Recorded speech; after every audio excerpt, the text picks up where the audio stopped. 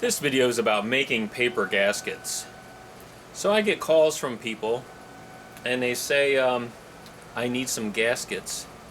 I'm working on my Phantom 1 or my Phantom 2 and I need a gasket for a water connection or something of that nature, and it happens to be a paper gasket, and they wonder if I have any. And I say, no, my suggestion is that you make new ones. And at that point in time, a lot of times I hear a blank stare on the other end of the phone. And so then I proceed to explain to them that paper gaskets don't tend to shelve very well. They dry out, they become brittle, and difficult to work with. So it's best just to go and make your own as you need them. I could spend a lot of time and money making all these gaskets and find within a year or two they're all basically hard to work with and garbage, and I sell them to people and then they complain. So they then, after I hear that blank stare, I say, well, didn't you take arts and crafts as a kid? You know, in kindergarten, didn't you make your paper snowflakes and things of that nature? And they kind of chuckle and laugh. Sometimes they get mad. And so it has a need of this. I decided it's time to explain to people, you know, a good technique for making gaskets. It doesn't take very long at all, and I'm going to demonstrate that. First, I'm going to make a very simple gasket. This is a connection for a coolant. The water pump would come in here, and then it goes through here to the Phantom 1 cylinder block. And we need to make a paper gasket. So the material that I like to use is called Caropack. It's a Fel-Pro product. I use I think it's about 12 thousandths thick or so. So that's a little bit thicker than what was used originally. There are also times, before the Caropack many years ago, we also used to use arts and crafts brown paper. You get it on a roll at an AC Moore or something like that, and that works perfectly fine. It's a little bit thinner. But the Caropack works a little bit nicer. So we need that, and then we use this little tiny ball peen hammer. This is the tool that gets all the job done. So I'm going to start making this gasket now, and then you can keep track of how long it takes me. I normally start with the smaller holes. You sort of feel around in there with the ball peen end, and you tap it out. Then when you have one hole done, you keep it lined up, and then you tap out the other one.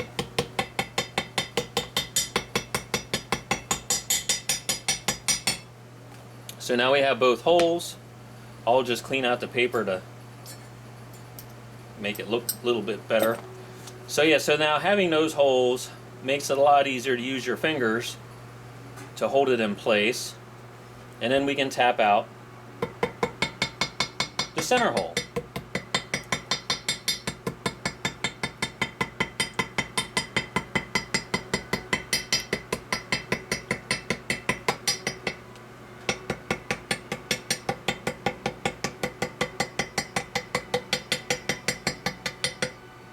There's our center hole. Now, sometimes you get a little bit of it sticking on there, so you use your small scissors and you can just cut away that part. So now we can do the outside. So far we got 2 minutes worth of time invested into this, plus the material.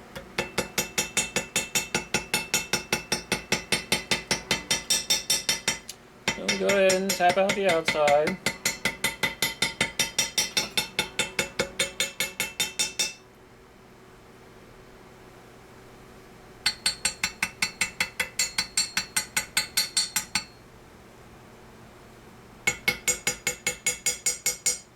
And there we go.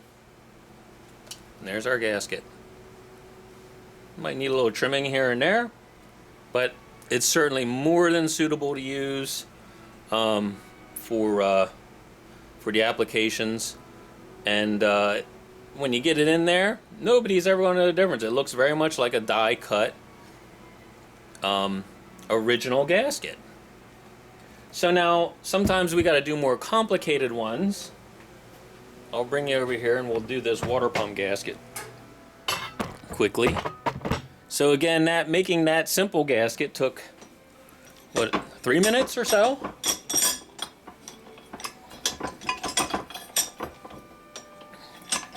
So I just want to hold this in place. So we cut off a portion of our Caro pack. So you definitely need a good pair of scissors handy.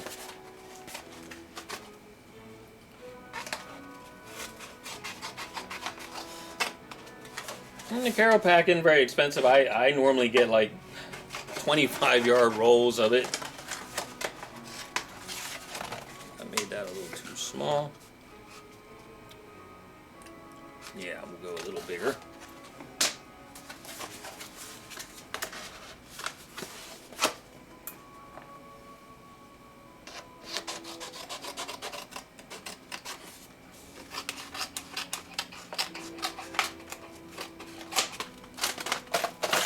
Alright, so we're going to get started here.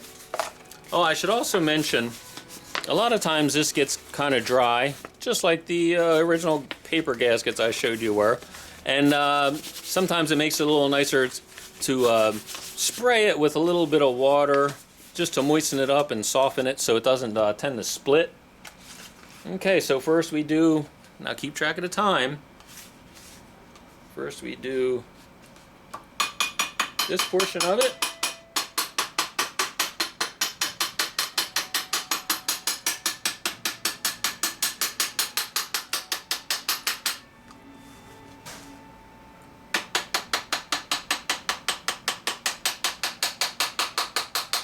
You can also make gaskets for much larger sections. I do. I make them for timing case covers and oil pans and cylinder block water jacket covers.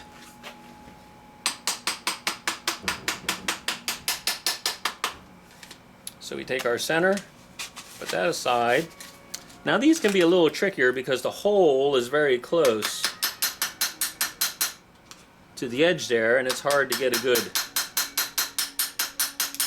But if you can get enough of an impression there, then we can use a punch.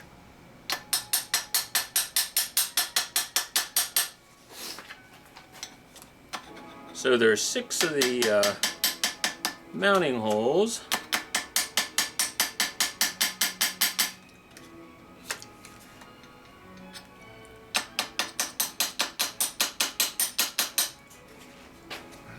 Go around and get them. And again, it's close quarters there, so I'm just getting enough of an impression there so we know where the location of these holes are.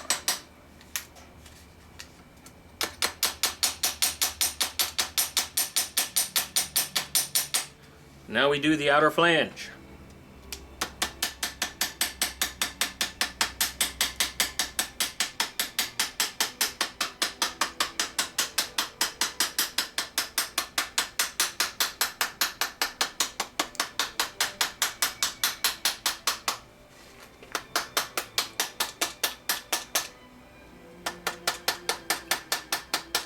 Material is feeling a little dry. I probably should have moistened it a little bit more.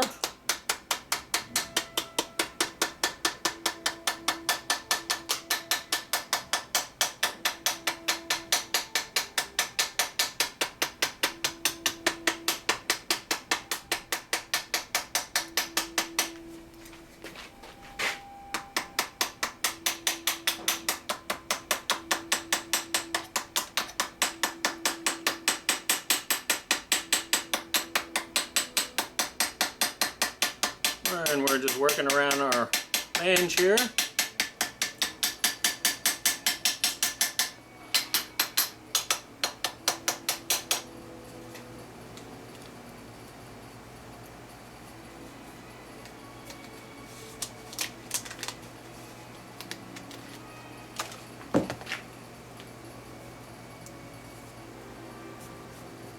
Now we have to very carefully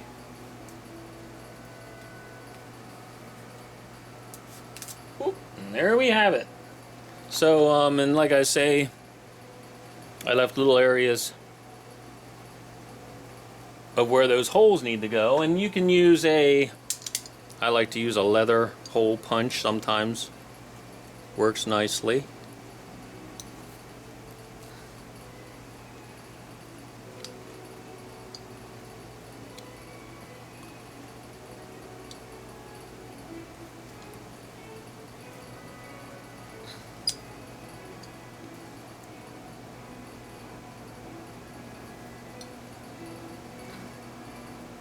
This one's feeling a little dull. It certainly is leaving enough of an impression so I know where they're at least.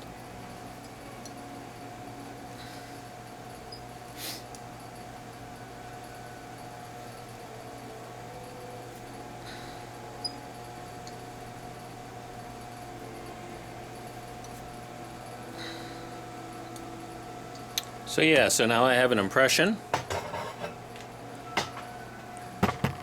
We can come here to our cutting board, and we have these little hole punches.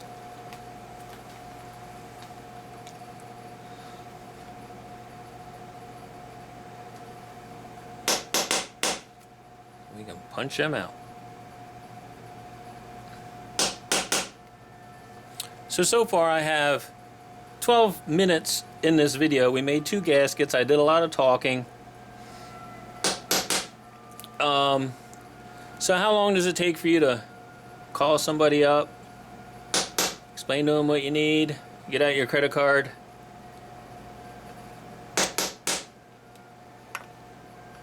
and then wait for your paper gasket? Okay, so there we have it. I might want to trim that up a little bit just to make it look a little neater, but certainly a very presentable gasket. So now, when you go to use your gasket,